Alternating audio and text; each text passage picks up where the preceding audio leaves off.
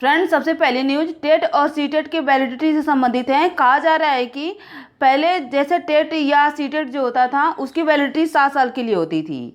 मतलब आप एक बार टेट या सीटेट का पेपर देते हैं तो वो केवल 7 साल तक के लिए मान होता था। लेकिन अब ये न्यूज निकल के आ रही है कि टेट और सीटेट की वैलिडिटी लाइफ टाइम के लिए हो जाएगी। मतलब यदि आप एक बार टेट या सीटेट पास कर लेते हैं तो वो आपके लिए लाइफ टाइम के लिए होगा, आपको दोबारा टेट या सीटेट देने की ज़रूरत नहीं पड़ेगी। तो फ्रेंड्स, चलिए देखते हैं क्या लिखा गया है। खुशखबरी, टीईटी की वैधता जीवन भर के लिए मान्य होगी। बिल्कुल स्टार्टिंग में लिखा गया है, केंद्र सरकार ने शिक्षक बनने के इच्छुक अभ्यर्थियों के हक में महत्वपूर्ण फैसला लिया। अब उन्हें हर 7 साल में शिक्षक अर्हता परीक्षा मतलब टीईटी पास करने की जरूरत नहीं होगी, बल्कि एक बार टीईटी पास करने पर जीवन भर के लिए मान्य होगी। यह व्यवस्था देश भर में लागू होगी। तो फ्रेंड्स, वही कहा जा रहा है कि यदि आप एक बार टेट या सीटेट पास कर लेते हैं तो आपको दोबारा देने की ज़रूरत नहीं पड़ेगी। वो जो टेट या सीटेट की जो वैलिडिटी है वो जीवन भर के लिए रहेगी और यह व्यवस्था देश भर में लागू होगी। आगे लिखा गया है, national council for teacher education मतलब एनसीटीई के चेयरमैन विनीत जोशी ने कहा कि टीईटी को अब जीवन भर के लिए मान्य कर दिया गया है। अभी तक यह 7 साल के लिए मान्य होती थी। हाल में काउंसिल की बैठक में यह निर्णय लिया गया। नई व्यवस्था आगे आयोजित होने वाली टीईटी परीक्षाओं के लिए लागू होगी। जो छात्र पहले ही टीईटी पास कर चुके हैं उनके मामले में एनसीटीई ने कहा कि वह कानूनी सलाह लेकर फैसला लेगी। आगे लिखा गया है, नेट की तर्ज पर शिक्षा का अधिकार कानून लागू होने के बाद उस शिक्षा की भांति स्कूल शिक्षा में भी नेट की तर्ज पर टीईटी का प्रावधान किया गया। लेकिन अभी इसकी मान्यता 7 साल के लिए है, यानी टीईटी करने के बाद व्यक्ति 7 साल में शिक्षक नियुक्ति नहीं होता है तो फिर उसे टीईटी पास करनी होती थी। इसी प्रकार नौकरी के लिए आवेदन में भी यह प्रक्रिया आड़े आती थी। तो फ्रेंड्स, यहाँ पे कहा जा रहा है कि जो अब मतलब टेट या सीटेट होगा उसके लिए ये होगा कि यदि आप एक बार टेट या सीटेट पास कर लेते हैं तो उसकी वैलिडिटी लाइफ टाइम होगी।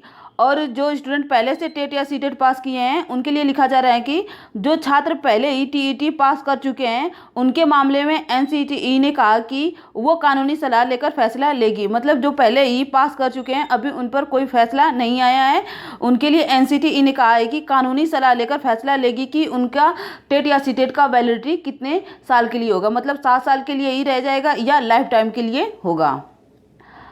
आगे लिखा गया है, 7 साल के बाद दोबारा बैठना पड़ता है परीक्षा में। मौजूदा व्यवस्था के तहत 7 वर्ष के बाद अभ्यर्थियों को दोबारा टीईटी पास करना पड़ता है। इसके चलते हर साल केंद्र सरकार या राज्यों द्वारा आयोजित होने वाली शिक्षक पात्रता परीक्षा में लाखों उम्मीदवार बैठते हैं। कई वर्षों से अभ्यर्थी इसे यूजीसी नेट की तर्ज पर बदलाव की मांग कर रहे थे। फ्रेंड्स, आगे लिखा गया है, केंद्र सरकार साल में 2 बार आयोजित करती है परीक्षा। केंद्र सरकार, फ्रेंड्स यहाँ पे सीटेट रहेगा, सीटेट का आयोजन साल में 2 बार यानी दिसंबर और जुलाई में करती है। हालांकि इस वर्ष जुलाई माह के लिए परीक्षा स्थगित होने के कारण उम्मीदवारों को यह चिंता सता रही है कि सीबीएसई द्वारा सीटेट 2020 की परीक्षा केवल एक ही बार आयोजित किया जा सकता है। तो फ्रेंड, चलिए देखते हैं अगली न्यूज क्या है। फ्रेंड्स, जो अगली न्यूज है ये भी टेट और सीटेट की वैलिडिटी से संबंधित है। लिखा जा रहा है कि शिक्षक पात्रता परीक्षा अब उम्र भर के लिए होगी मान्य। केंद्र सरकार ने शिक्षक पात्रता परीक्षा मतलब टीईटी को उम्र भर के लिए मान्य कर दिया है। अब तक टीईटी पास करने पर उम्मीदवार 7 वर्ष तक नौकरी के लिए पात्र होता था। इसके बाद उसे शिक्षक बनने के लिए दोबारा परीक्षा देनी पड़ती थी। एनसीटीई द्वारा नियमों में किया गया बदलाव केंद्र के साथ ही राज्यों में भी लागू होगा। केंद्र और राज्य एनसीटीई के नियमों से टीईटी करवाते हैं। केंद्र सरकार के लिए सीबीएसई और राज्य अपनी परीक्षा खुद करवाते हैं। National council for teacher education की पिछले दिनों हुई बैठक में नियमों में बदलाव को मंजूरी दी गई है। सरकार के इस फैसले का सबसे अधिक लाभ महिलाओं को होगा। दरअसल शादी और बच्चों के चलते वे नौकरी छोड़ देती थी, अब दोबारा आसानी से नौकरी पा सकेंगी। तो फ्रेंड, चलिए देखते हैं अगली न्यूज क्या है। फ्रेंड्स, अगली न्यूज 69,000 शिक्षक भर्ती से संबंधित है। लिखा गया है, रद्द किया जाएगा कम गुणांक वालों का चयन।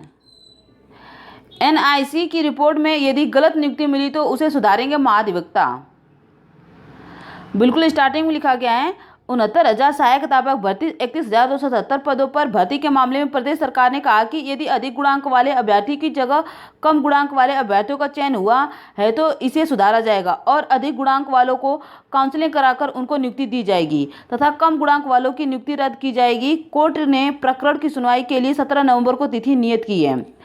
इलाहाबाद हाई कोर्ट में चल रहे इस मामले की सुनवाई के दौरान महाधिवक्ता राघवेंद्र सिंह ने वीडियो कॉन्फ्रेंसिंग में उपस्थित होकर बताया कि एनआईसी की इस बात की पड़ताल की गई कि कम पदों के बावजूद सूची जारी करने में किस प्रकार से अनियमितता हुई है। एनआईसी की रिपोर्ट आने के बाद ही यह गड़बड़ी मिलती है तो उसे सुधारा जाएगा। महाधिवक्ता ने कोर्ट को बताया कि ये सभी नियुक्तियां अभी अंतिम नहीं हैं और इस पर पुनर्विचार हो सकता है। आगे लिखा गया है, नियुक्तियां सुप्रीम कोर्ट के अंतिम निर्णय के अधीन है।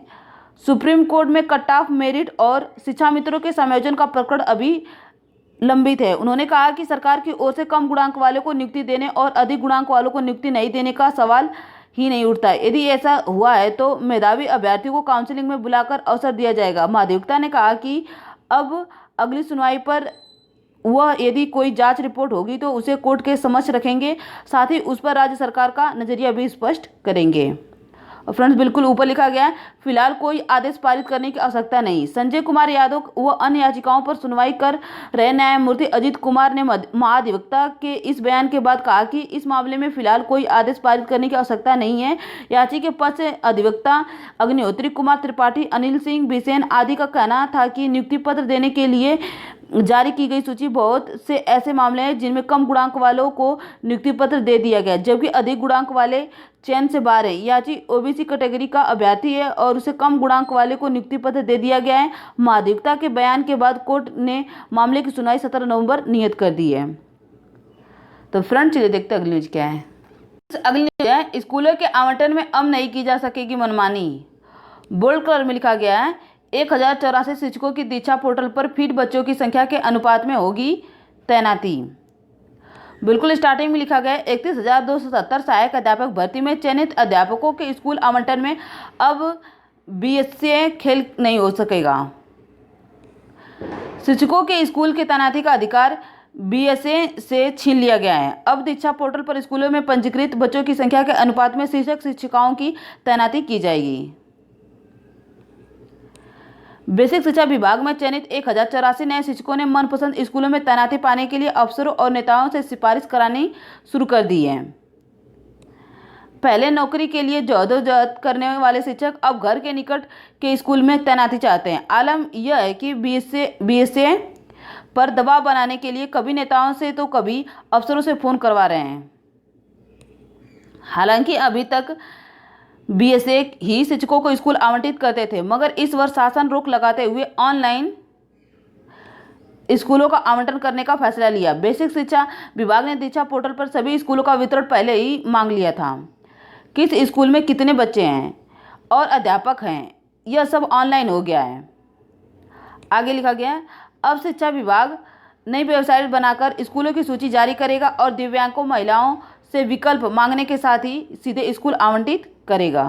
तो फ्रेंड आज के लिए बस इतना ही। यदि आपको वीडियो पसंद आती है तो प्लीज़ ज़्यादा से ज़्यादा लाइक शेयर और सब्सक्राइब कीजिएगा। धन्यवाद।